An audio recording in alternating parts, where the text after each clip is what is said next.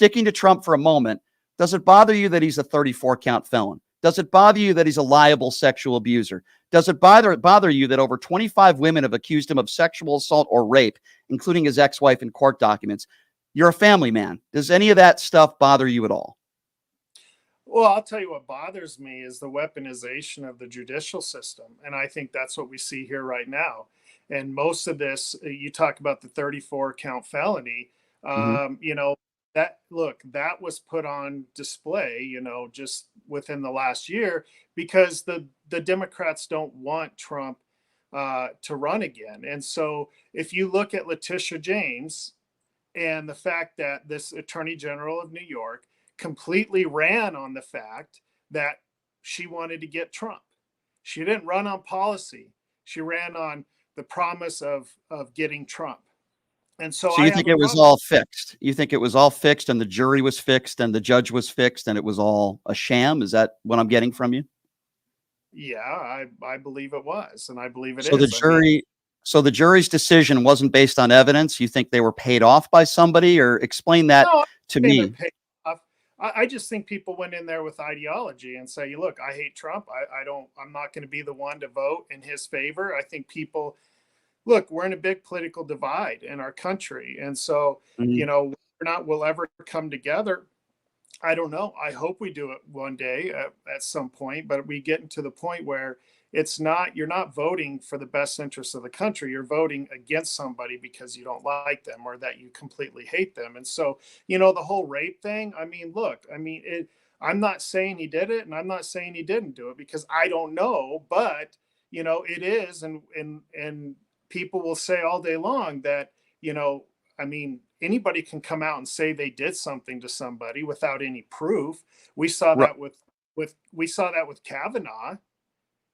Right, but Kavanaugh wasn't in a courtroom and he wasn't found liable of sexual assault, and a jury didn't make that decision based on evidence. And I would also say that, as far as I know, Kavanaugh had one woman that claimed that she was sexually assaulted. Donald Trump has over 25, including his ex-wife. So I guess my question is, at what point do you say, geez, maybe Donald Trump's not a good guy? Maybe he shouldn't have defied a subpoena for a year in the classified documents case.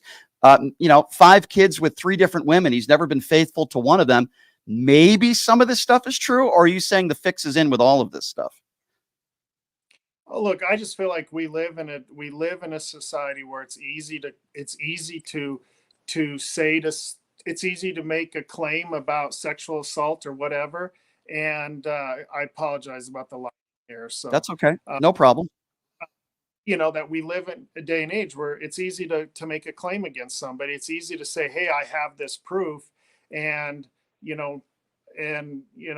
get, they go to a civil suit. And unfortunately, a lot of times people just, plead out just to get it over with. But again, right. I'm not saying he did it. I'm not saying he didn't do it. So. All right. Well, again, we'll agree to disagree on that. But when you said it's easy to make a claim about something. So back in 2016 and 2015, Donald Trump was saying, as you recall, the elections are rigged. Hillary Clinton is going to cheat. The Democrats are going to cheat. And then something happened. Donald Trump won. And I've said all along, free and fair election. Hillary made her mistakes. She didn't resonate with with the majority, I guess, even though she won the popular vote. And Donald Trump won that election. I didn't hear anything about election integrity. I didn't hear anything about it being rigged. He won. And then the same thing happened in 2019 and 2020. And I correct me if I'm wrong, but you're one of those people that still believes that Donald Trump won the 2020 election. Why is it fair when he wins and not fair when he loses? I guess is my question to you. I would say, look, Russia Hillary Clinton to this day still will not concede that she lost the election. Whoa, wait a second. She conceded that night and the following morning. What do you mean she hasn't conceded? No, she did several interviews after that where she believed that she won the election. I mean, look, I don't know which. They were going around saying, Trump was in bed with Russia and that's the only way he won the election when we found out that it wasn't the case.